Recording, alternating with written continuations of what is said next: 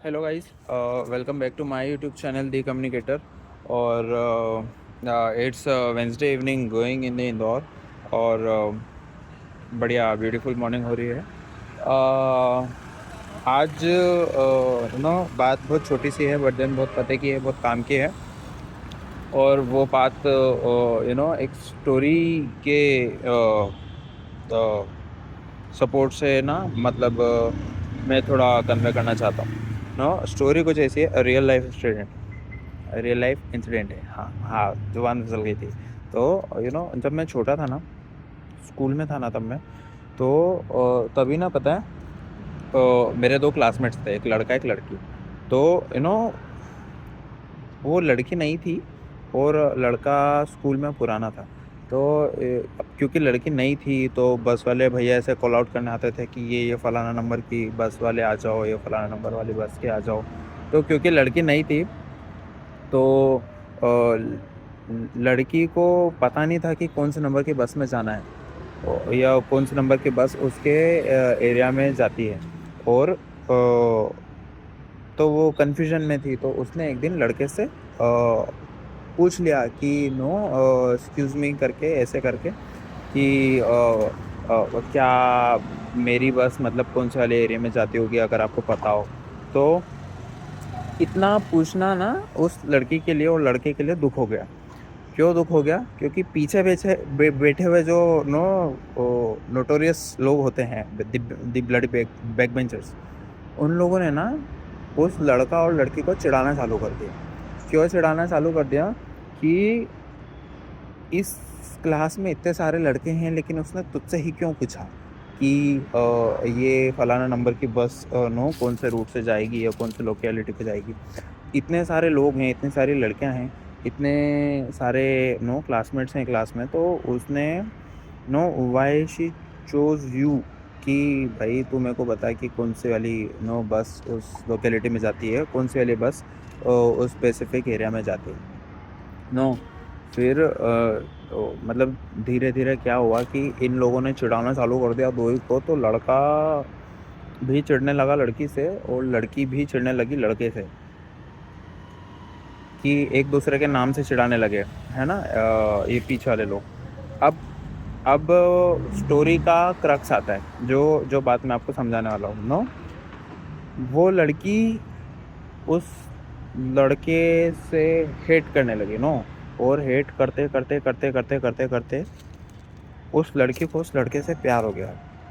मतलब मैं सच बोल रहा हूँ, मैं सरकेज़म से दूर हट के बोल रहा हूँ और रियल लाइफ इंसिडेंट बता रहा हूँ।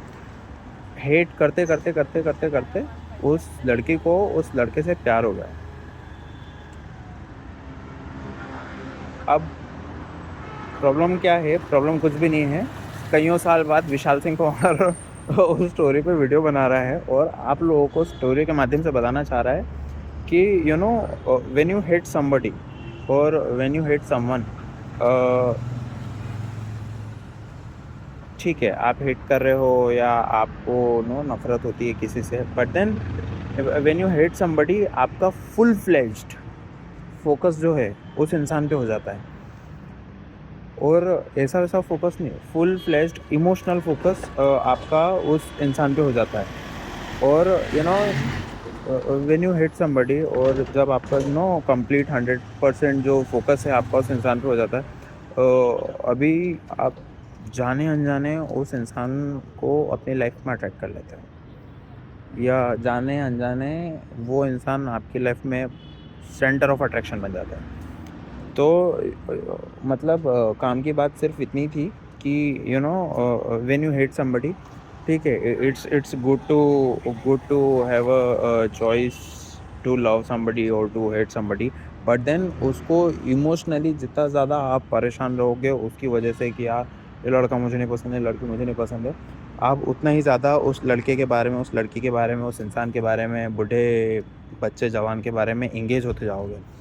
और जाने जाने आप अपनी एनर्जी उसको या उस पे इन्वेस्ट करते रहोगे, और वो लड़का लड़की इंसान सरकमस्टेंसेस को आप अट्रैक्ट कर लोगे अपनी लाइफ। हम जैसे कि देखो, हेट का मैं दूसरा एग्जांपल देता हूँ। मुझे कॉर्पोरेट में कभी जॉब नहीं करना थी। मैं जब कॉम्पिटिटिव एग्ज़ाम्स की तैयारी कर रहा था ना, तो मैं हमेशा खुद से ये बात और ये लाइन बोलता रहता था कि मैं कुछ भी करूँगा, लेकिन मैं कॉर्पोरेट में तो कभी जॉब नहीं करूँगा। I hate corporate culture. I hate corporate culture. I hate corporate culture. I hate bloody corporate culture. और ये लाइन बोलते-बोलते अब पता नहीं, मतलब ये लाइन की ही वज़ह से इतना सब कुछ हुआ या क्या कारण थे।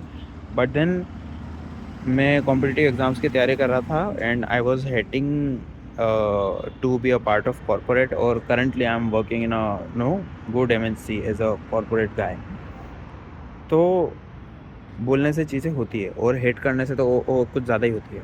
सो अगर आपको कोई चीज़ नहीं भी पसंद है, तो just don't choose it, rather giving your entire full fledged emotional energy to that specific point that you don't want to be happen in your life. आज के लिए इतना ही ज्ञान। तो मेरा ब्रेक ब्रीच हो रहा है, मेरे यार दोस्त वेट कर रहे हैं ब्रेक्स के लिए।